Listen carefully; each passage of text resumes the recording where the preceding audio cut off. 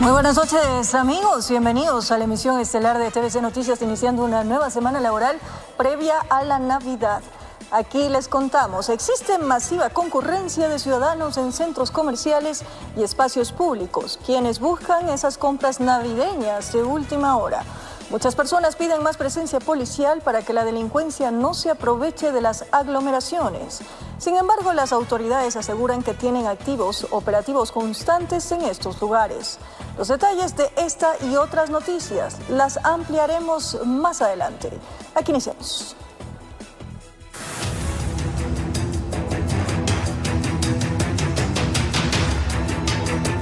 Un ciudadano se enfrentó a golpes contra dos delincuentes quienes estaban con cuchillos y armas. La grabación fue captada por las cámaras de seguridad del barrio, la Armenia 1, en el oriente de Quito.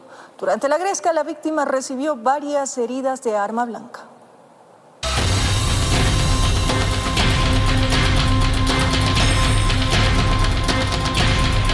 La Armenia 1, oriente de Quito. El joven, que iba con mochila, fue sorprendido por los delincuentes. Empezaron a quitarle las pertenencias de entre los bolsillos y su indignación lo hizo reaccionar. Entre la rabia y el impulso golpeó en la cara a los antisociales. Atrapó a uno de ellos, al de blanco, y se le fue encima. Una serie de agresiones físicas y verbales. El otro por la espalda, sin embargo, lo apuñaló. Una cámara aledaña captó al antisocial armado. Le dieron en la cabeza a la víctima. Él reaccionó. Primero lo empujó. Tremenda pelea campal en plena calle. El ciudadano se negó a que le asalten. Hubo jalones desde las prendas de vestir por el cabello. Son 2 contra 1.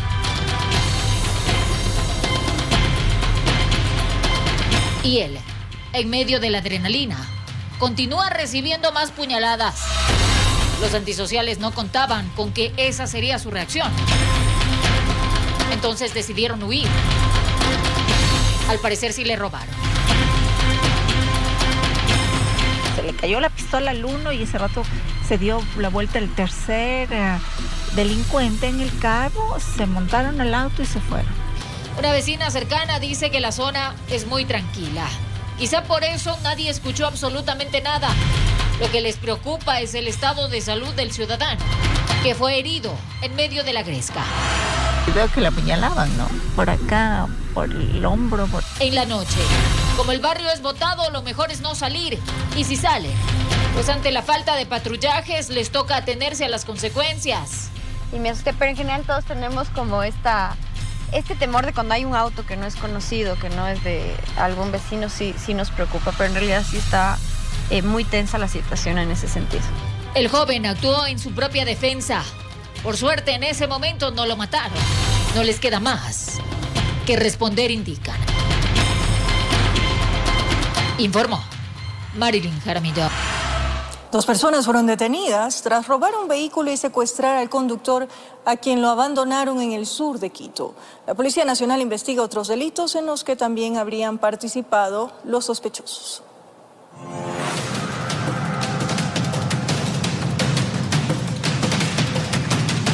La víctima trabajaba como conductor en este vehículo. Retornaba a Quito desde Ambato luego de realizar una carrera. Y a pocos minutos de devolver el auto a su dueño, la desgracia se cruzó en su camino. El conductor del vehículo va a dejar este vehículo ya a su respectivo dueño. En ese instante, a la altura de la Embajada Americana, es abordado por un Kia Soluto negro, donde se bajan sus ocupantes y abordan a este vehículo rojo. Se llevaron el vehículo con todo y el conductor. Por algunas horas fue secuestrado, amedrentado y golpeado para obtener información que le sea útil para sacar el mayor provecho a su plan delictivo.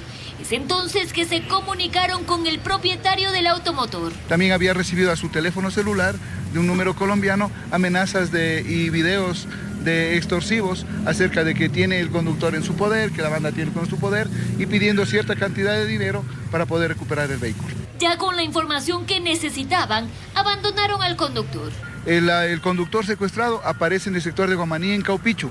Afortunadamente, la Policía Nacional logró ubicar el vehículo en el casco colonial de la capital y aprender a un hombre y una mujer que venían a bordo. Y es interceptado por policías de aquí de nuestro distrito y se procede a la aprehensión de un ciudadano venezolano de 35 años de edad y una ciudadana ecuatoriana de 18 años de edad. De igual forma, durante un operativo en el centro histórico, se logró detener a un hombre quien portaba un arma de fuego.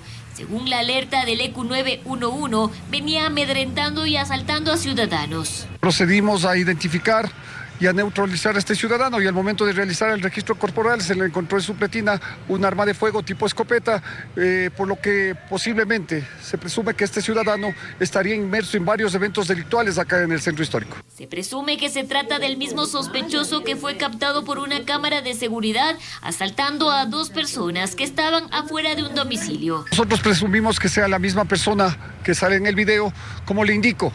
Está dentro de las investigaciones y las mismas quedarán en el resultado pertinente. También se investiga si este mismo sujeto participó en el asalto del subcentro de salud del centro histórico, en el cual 4 delincuentes habrían irrumpido con armas a asaltar al personal de salud y usuarios, logrando llevarse las armas de fuego de los guardias de seguridad. Personal de su sistema investigativo está realizando las diligencias investigativas con la finalidad de identificar y ubicar al resto de la organización delictiva. Aunque las autoridades no han dado mayores detalles de este evento, aseguraron que están tras la pista de los delincuentes.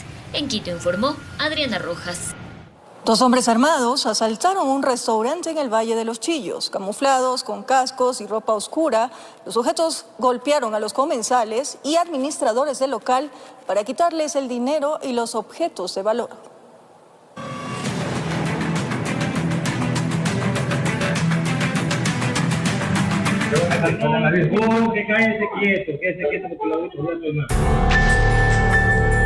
Es el sector de la avenida Ilaló en el Valle de los Chillos, uno de los sitios más comerciales, pero aparentemente también el nuevo centro de operaciones de los malhechores.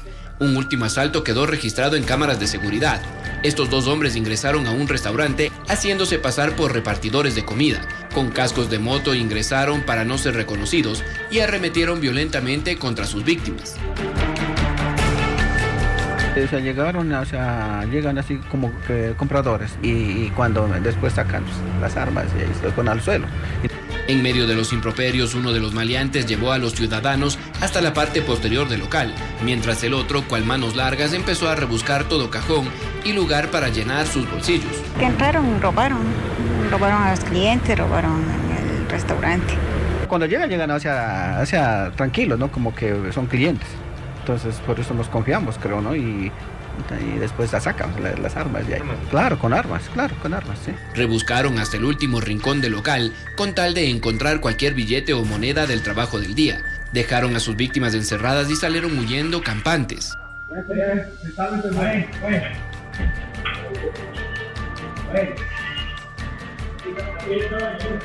Eventos como este, dicen los moradores, se han vuelto habituales en el sector, que los amigos del ajeno los visitan y amedrentan sin vergüenza alguna, imponiendo el terror en comerciantes y emprendedores. Últimamente aquí en la vecina que tiene una tienda, a ella llegaron con pistolas y los pusieron al suelo y los fueron robando, ¿sí?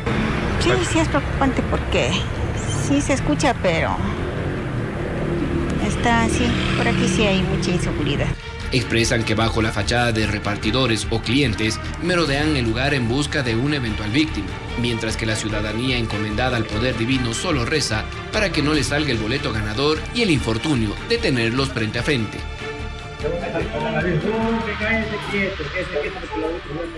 Informó Mauricio Sánchez. En menos de una hora, 5 barrios de Esmeraldas reportaron incendios casi simultáneos. 6 vehículos terminaron consumidos por las llamas. La Policía Nacional investiga los casos como hechos relacionados. En la madrugada del 21 de diciembre se registró una nueva ola de violencia en Esmeraldas. 6 vehículos fueron incendiados en distintos puntos de la ciudad en un lapso de 1 hora, entre las 2:30 y 3:30 de la madrugada. Según la Policía Nacional, se trataría de ataques dirigidos y coordinados y aseguraron que ya investigan los hechos para identificar a los responsables. El primer ataque ocurrió en San Martín de Porres Bajo, donde un taxi fue incendiado. Minutos después, una buseta fue incinerada cerca del recinto ferial. Luego, en el barrio Casa Bonita, 2 vehículos fueron quemados. En este punto se reportaron disparos contra una vivienda y un impacto de bala en el tanque de combustible de uno de los autos. Los ataques continuaron en la Huacharaca con el incendio de un vehículo particular. Y el último caso se reportó en el sector Nuevos Horizontes, donde una camioneta fue incendiada y se evacuaron viviendas de forma preventiva. Testigos señalaron que sujetos encapuchados rociaron combustible a los automotores y luego les prendieron fuego. No se registraron víctimas por estos ataques, informó José Mendieta. Ya existe sentencia en el caso Malvinas. 11 militares recibieron una condena de 34 años y 8 meses de prisión por desaparición forzada de los 4 menores de edad, mientras que otros 5 uniformados fueron condenados a 30 meses de cárcel por haberse acogido a la figura de cooperadores eficaces. Les tenemos la ampliación de esta noticia más adelante aquí en Emisión Estelar.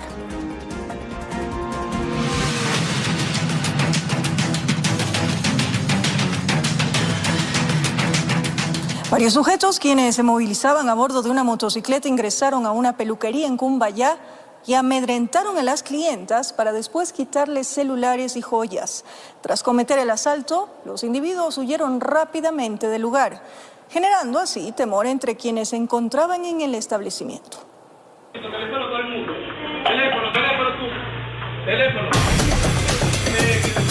Era una tarde normal, a pocos días de la Navidad y el fin de año. Varias personas se encontraban siendo atendidas en una peluquería, sin imaginar que sujetos armados ingresarían repentinamente al local para cometer un asalto. Llegan 2 asaltantes, les quitan las pertenencias más que nada a los clientes, porque a los chicos de las peluquerías parece que no les sacan nada, pero sí les quitan las pertenencias a los clientes, llegan amenazando con armas, insultando. Los delincuentes los amedrentaron, despojándolos de joyas y celulares, dejándolos en estado de shock por la violencia del hecho. El asalto ocurrió en Cumbayá y tras cometer el robo, los antisociales huyeron rápidamente en la misma motocicleta en la que llegaron. Que uno no se espera, o sea, uno va por un servicio a ponerse bella, entonces resulta que sale traumado con ganas de ya ni de salir. Moradores y comerciantes del sector piden que se refuercen los controles, especialmente durante esta época festiva, cuando aumenta la afluencia de personas y la actividad comercial también. Que se haga comisiones de seguridad con las directivas de cada barrio, que se haga una planificación mensual para que se pueda ver la seguridad en las familias de cada barrio de Quito. Señalan que este tipo de delitos se ha vuelto frecuente en Cumbayá, donde motocicletas con 2 ocupantes, muchas veces con los rostros cubiertos, recorren las calles en horas de la tarde y noche para identificar locales y cometer asaltos. O sea, aquí les importa. En realidad la ley es para poner solamente en la pared porque nadie hace caso, nadie respeta. Es más, estando policías ahí, los mismos motorizados pasan de 2, de 3, de 5, riéndoseles en la cara. O sea, ninguna ley sirve. Situación que mantiene en constante zozobra a quienes trabajan en la zona, ya que temen convertirse en las próximas víctimas.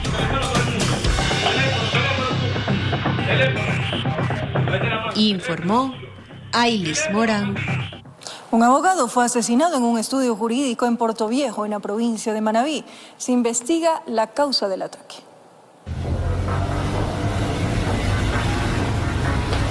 La tarde de este lunes, un abogado fue asesinado en un estudio jurídico ubicado en la intersección de la Avenida del Ejército y la calle 1 de Junio en la ciudad de Portoviejo, provincia de Manabí. El hecho causó conmoción entre moradores y comerciantes del sector. Sujetos armados ingresaron al despacho y dispararon contra el profesional, provocándole la muerte de manera inmediata. Se encargaba de asuntos legales, por eso se encontraba dentro del estudio jurídico y de acuerdo a la información también era miembro de la Policía Nacional. Se ha retirado en el grado de teniente hace unos 15 años atrás. Tras el ataque se dieron a la fuga mientras testigos alertaban a las autoridades.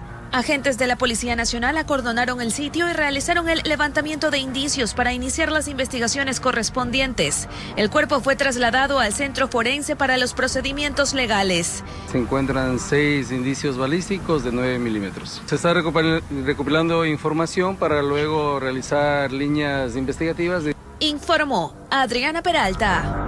Una pareja fue asaltada en la Avenida del Maestro en el norte de Quito. Según las grabaciones, los ciudadanos se encontraban conversando dentro del carro cuando un grupo de hombres armados les quitaron objetos de valor y la camioneta en la que se movilizaba.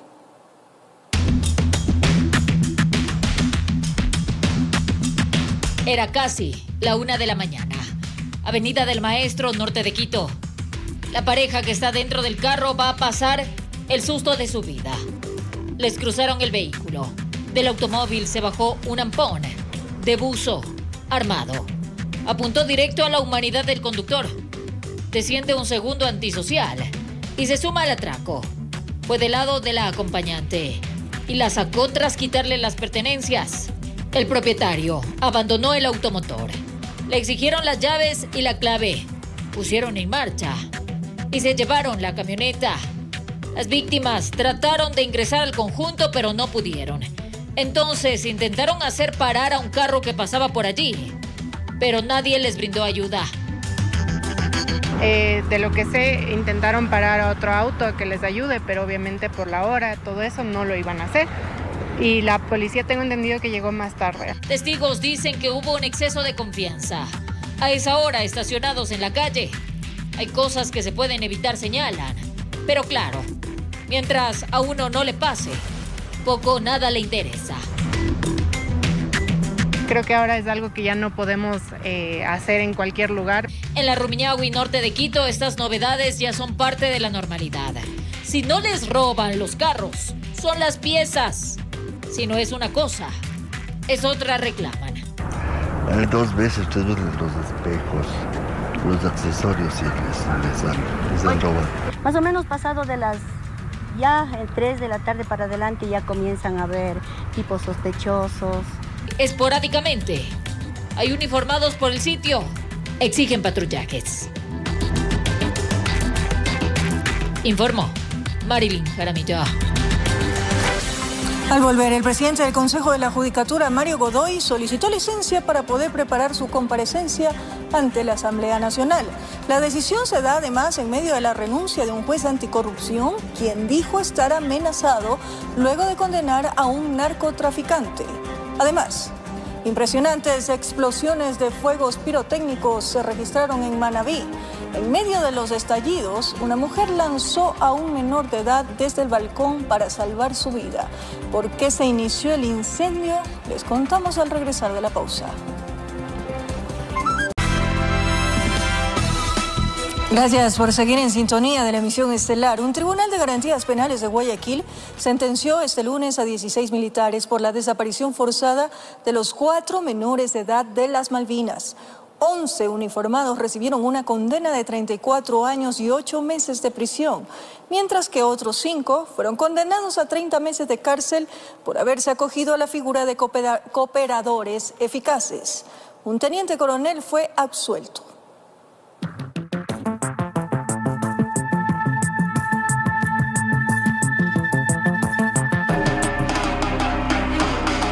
Después de un año de conocerse la desaparición forzada y posterior ejecución de Steven Medina, Josué e Ismael Arroyo y Nehemías Arboleda, los 4 menores de las Malvinas, el Tribunal de Garantías Penales declaró culpables a 16 militares por su participación en la desaparición forzada. Se impuso una sentencia condenatoria de 34 años y 8 meses de prisión en calidad de autores directos a John Henry Z, Wilmer Dani L, Jonathan Raúl G, Sergio Francisco B, Lister Henry L, Wilson Alfredo W, Rodrigo Paul N, Ronald Stalin P, John Eduardo T, Brian Olmedo N y David Andrés C.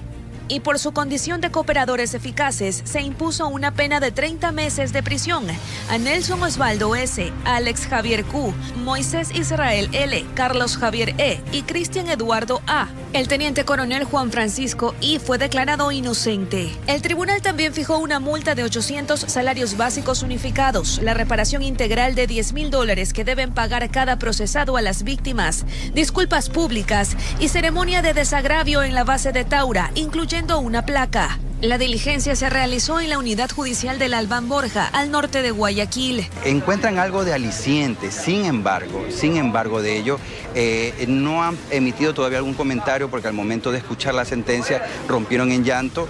Y no solamente un año de un proceso tortuoso, sino también de la estigmatización que vivieron por parte de ciertos líderes de opinión y ciertas redes sociales que mencionaban a cada momento que los 4 niños de la Molina eran delincuentes. Algo que el tribunal lo ha manifestado de forma clara, que no existieron elementos dentro del proceso que indica aquello. Además, el juez citó que se contravino los manuales de derechos y legislación. Se omitió el deber ineludible de comunicar la aprehensión inmediata al ECU 911, de entregar a los ciudadanos a la policía para su judicialización y que en el trayecto ningún militar se disoció de la acción delictiva.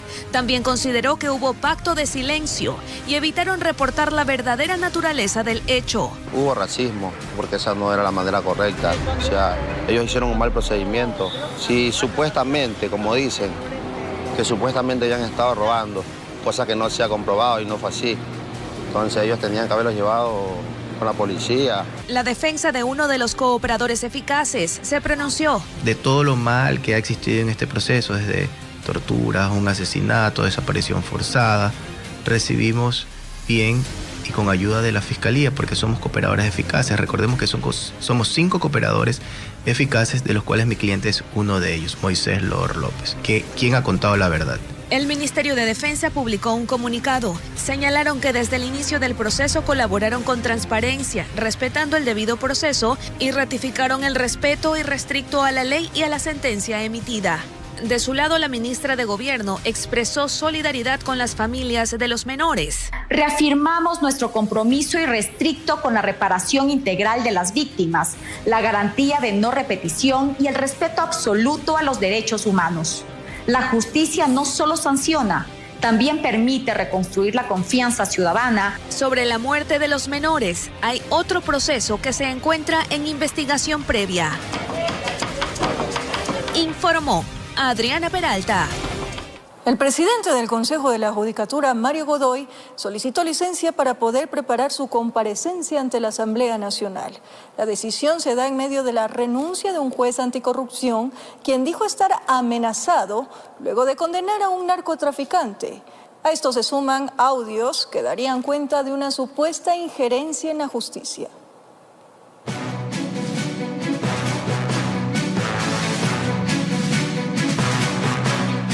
Que he sido víctima de un feroz ataque político y personal en mi contra y en el de mi familia, lo cual lo defenderé con la verdad en el momento oportuno.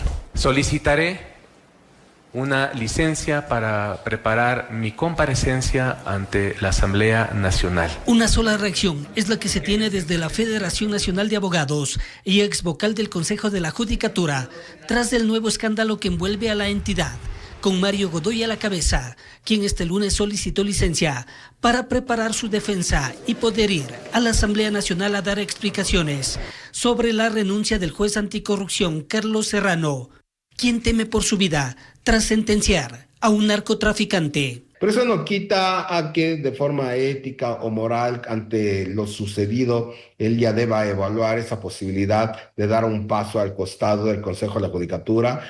Mario Godoy tiene que renunciar. No puede tenerle al país esperando que haya una destitución en juicio político o por otra vía. Lo que de ninguna forma eximiría de una posible responsabilidad a Godoy, advierte la ex vocal Solanda Goyes. Pero a la par tiene que iniciarse el juicio político en el Parlamento, porque no se trata de que vaya a rendir y a dar información sobre los hechos. Hay una cantidad de incumplimientos al principio de independencia judicial. Este no es el primer caso. Recuerden que ya hubo el caso de la jueza Nubia Vera. Paulo Caña no descarta que el caso pueda llegar al ámbito judicial, aún más cuando circulan audios con aparentes pedidos sobre fallos. Sí, pero la forma de poner un alto es que la fiscalía actúe como en el caso, recordemos, Metástasis, Purga, Plaga y demás, donde se dio a conocer los actos de corrupción de forma inmediata, pero ahora vemos que un poco está lenta la fiscalía, esperemos que ya actúe. Informó Héctor Romero. El Consejo de la Judicatura atraviesa una nueva crisis institucional mientras investigan presuntas presiones contra el juez anticorrupción Carlos Serrano. El director provincial de la entidad, quien es señalado de presionar al magistrado, presentó su renuncia al cargo. La renuncia del juez anticorrupción Carlos Serrano no fue resuelta por el Pleno del Consejo de la Judicatura en la sesión realizada este 22 de diciembre, marcada por denuncias de presuntas amenazas y presiones en su contra. El tema fue incorporado en el orden del día, luego de que Serrano presentara su dimisión hace más de 2 semanas, alegando riesgos para su seguridad personal. No obstante, informes técnicos y jurídicos del Consejo de la Judicatura advirtieron que aceptar la renuncia podría generar consecuencias procesales e incluso eventuales nulidades, en los casos que conoce la Unidad Anticorrupción y de Crimen Organizado. En el debate del Pleno, los vocales exigieron la salida inmediata del director del Consejo de la Judicatura en Pichincha, Henry Gaibor, tras la divulgación de audios que evidenciarían presuntas presiones contra el magistrado. Asimismo, solicitaron que la Fiscalía General del Estado investigue los hechos. Destacaron que el Pleno actúa de forma coordinada para resguardar la institucionalidad y garantizar la independencia del sistema de justicia. Vamos a actuar de manera unitaria, los vocales, en defensa de garantizar a cada uno de los operadores de justicia del país absoluta independencia. No tenemos nada que ocultar, ni a nadie le vamos a permitir que la función judicial se salga del camino de la constitucionalidad, la legalidad y la moralidad. Como vocal del Consejo de la Judicatura, reitero un compromiso claro. Todas nuestras actuaciones estarán orientadas a proteger la institucionalidad, garantizar la independencia judicial, el debido proceso y la confianza ciudadana en el sistema de justicia. Los integrantes del organismo también reclamaron al Ministerio del Interior explicaciones por el retiro de la cápsula de seguridad asignada al juez Serrano. Por su parte, el ministro del Interior, John Reinberg, indicó que la protección fue retirada tras una reevaluación del sistema de riesgo del magistrado. Sin embargo, aseguró que si Serrano decide regresar al país, se le asignaría una cápsula temporal. Obviamente, para nosotros poder hacer los análisis de riesgo necesitamos que el juez esté acá. Sin embargo, si él quisiera regresar, se asigna una cápsula temporal y ese es el procedimiento hasta que él se pueda tomar contacto, podamos tener una entrevista con él y pues se deje la cápsula fija. Ese es un procedimiento que existe dentro de eso, pero se tomó contacto directamente con él. Tras hacerse público el caso, la Fiscalía informó que inició una investigación previa por un presunto tráfico de influencias relacionado con supuestos amedrentamientos del juez anticorrupción con el objetivo de influir en una decisión judicial. Informó Miguel Ángel Bedoya. El riesgo país de Ecuador cayó a 499 puntos básicos este 22 de diciembre, su nivel más bajo desde febrero de 2018.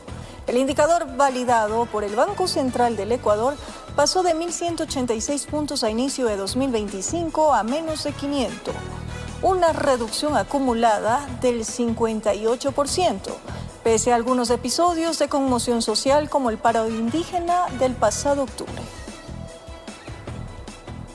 Varias explosiones se registraron en el segundo piso de una vivienda que almacenaba gran cantidad de fuegos pirotécnicos en el Carmen, en Manabí. En medio de los estallidos, una mujer lanzó a un menor de edad desde el balcón para salvar su vida. Los estruendos alertaron a los moradores y residentes de la avenida 3 de Julio en el cantón El Carmen, en la provincia de Manabí, cuando un incendio se registró en una vivienda que servía de bodega de fuegos pirotécnicos, generando varias detonaciones en su segunda planta. En video quedó grabado cómo el fuego cada vez encendía más la pirotecnia, generando ráfagas de explosiones mientras los bomberos acordonaban la zona para evitar mayores daños. Varias personas quedaron atrapadas sin poder escapar, entre ellos un menor de edad, el cual fue lanzado por el balcón del domicilio para salvar su vida. Los momentos de pánico quedaron grabados por los vecinos, quienes también pedían ayuda. El Cuerpo de Bomberos del Carmen informó que el incendio se habría originado por el manejo inadecuado de materiales peligrosos dentro de la bodega. Señalaron que 2 personas resultaron heridas y fueron trasladadas a una casa de salud. A su vez, reiteraron el llamado para evitar el almacenamiento o manipulación de la pirotecnia en espacios cerrados, especialmente durante la temporada de fin de año. Informó Mauricio Sánchez. Como lo anunciamos, 3 adolescentes fueron rescatados por la UNAS en Ambato, en la provincia de Tungurahua. Las víctimas, quienes permanecieron 8 días en cautiverio, estaban amordazadas en el momento de la intervención policial. Los responsables del delito exigían $150.000 por regresarlos con vida.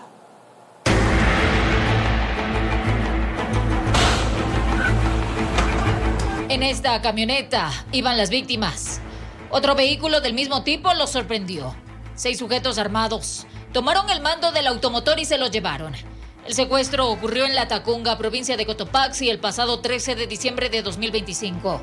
Después los obligaron a grabar estos videos para que lleguen a sus familias.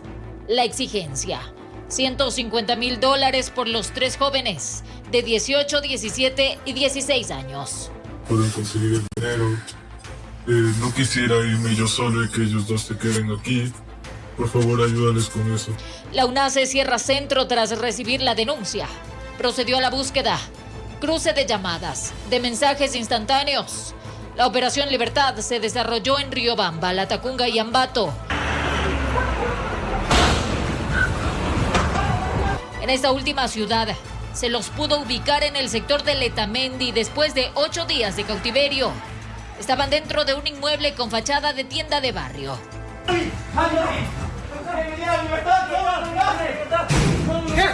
Se quebraron al escuchar que quienes llegaron por ellos eran policías. ¡Su libertad! ¡Están a salvo, viejo! ¡Están a salvo! ¡Viva! Amarrados de manos y pies, no salían de la impresión. ¿Cuántos eran los que los cuidaban para que no escapen?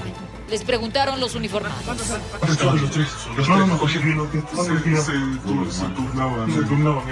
Fueron trasladados a casas de salud para su valoración y de ahí entregados a sus familiares. La emoción fue desbordante. Agradecieron las labores desplegadas.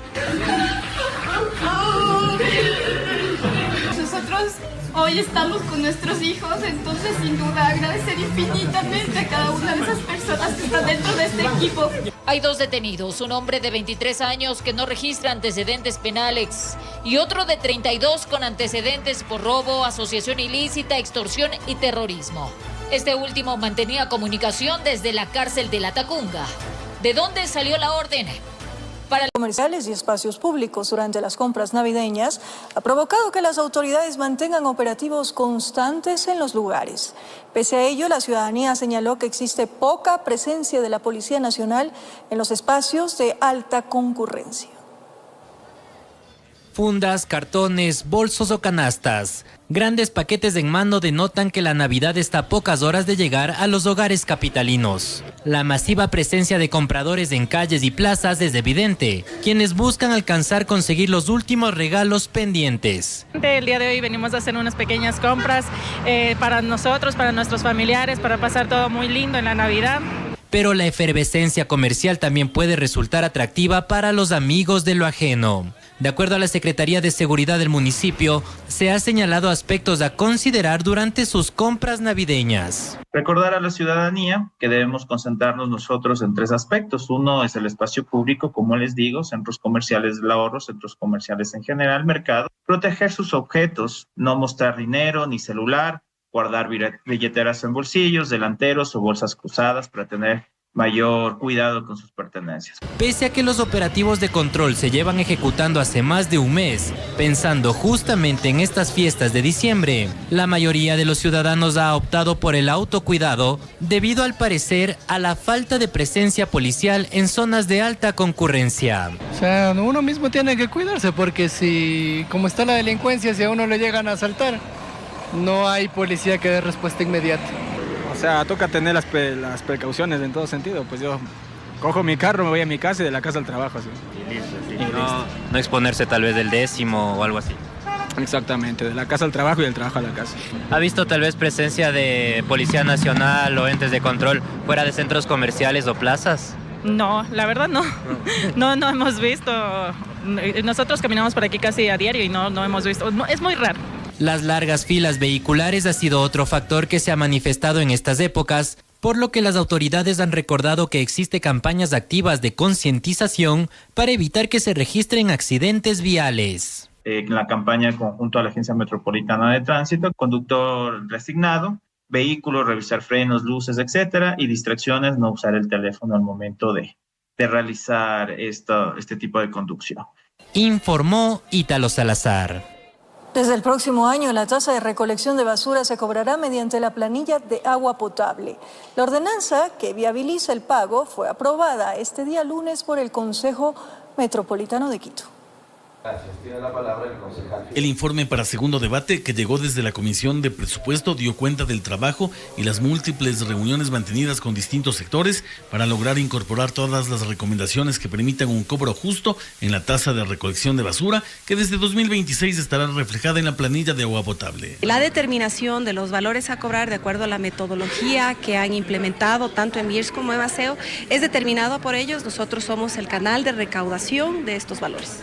Y lo tendremos dentro de nuestra planilla claramente identificado, que es un valor por la tasa de recolección de basura e independiente lo que es agua potable y dándonos un valor total a pagar por esta factura. Desde la alcaldía se detalló que 6 de cada 10 usuarios pagarán lo mismo o menos que cuando la tasa se cobraba en la planilla de luz.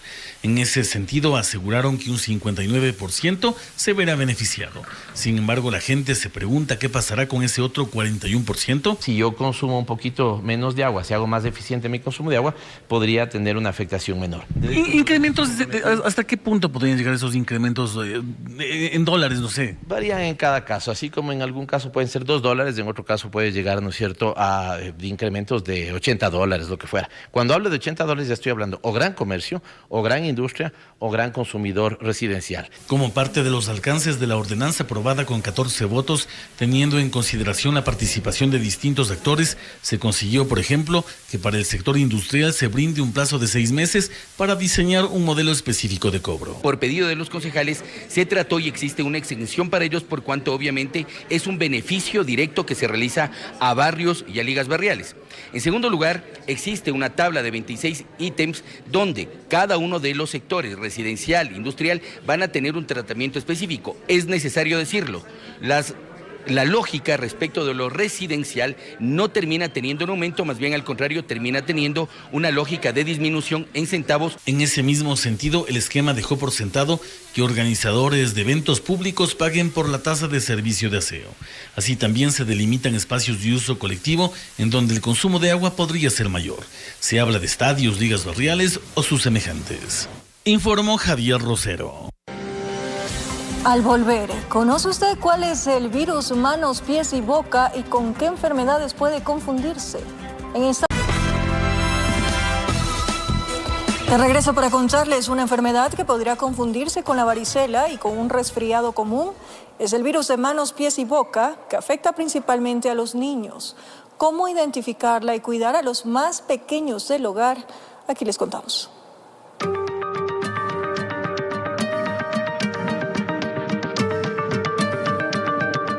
El pequeño Nicolás, amante del fútbol, sabía presentar alergias cuando iba a la cancha, pues el césped le generaba algunas ronchitas. Y eso es lo que pensó su madre cuando le vio que le salieron una especie de ampollas en sus extremidades. Pero esto se debía a que el pequeño se contagió del virus de manos, pies y boca. Después le empezó a salir las ampollitas, los fuegos en toda la boquita y entonces ahí fue cuando acudí al centro de salud y me dijeron que pues definitivamente era el contagio de ese virus. Esta enfermedad, al ser altamente viral y contagiosa, se transmite por saliva, mucosas, heces y se queda en el ambiente. Los más propensos a contraerla son los niños menores de 5 años. No existe vacuna contra esta enfermedad y podría confundirse con un simple resfriado u otras enfermedades.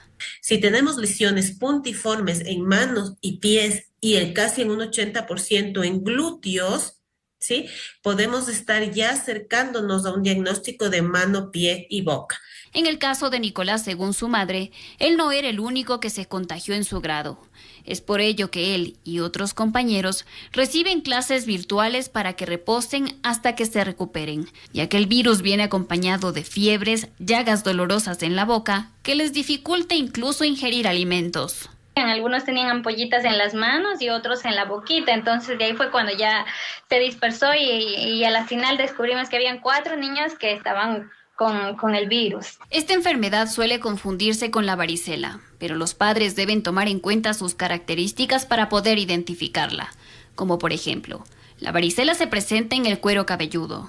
Las fiebres podrían pasar desapercibidas y las ampollas son diferentes. Mientras que la enfermedad de manos, pies y boca, las ampollas aparecen también en el paladar. 2 días previos antes del brote se registran fiebres altas y esta genera demasiada sed. Para ello, los especialistas realizan recomendaciones. Intentar evitar enviar a los niños a las escuelas. Sí recomendamos más bien mandar reposo. Un lavado de manos adecuado. Según cifras del Ministerio de Salud, en lo que va el 2025 son 655 casos. La provincia que mayor reporte ha registrado en este año es Azuay. Pero desde el MSP aseguran que el virus, al ser benigno, con los cuidados necesarios los niños se recuperan sin mayor inconveniente. Informó Solange Mateu. Prestar mucha atención a lo que dicen los médicos. Y con esto, amigos, nos despedimos. Una nueva semana que sea muy productiva para ustedes y previa a la Navidad, así con un espíritu lleno de amor y también de reflexión. Con esto nos despedimos. Gracias por su compañía, cariño, pero sobre todo esa fiel sintonía. Nos reencontramos mañana a 22 horas. Un abrazo grande.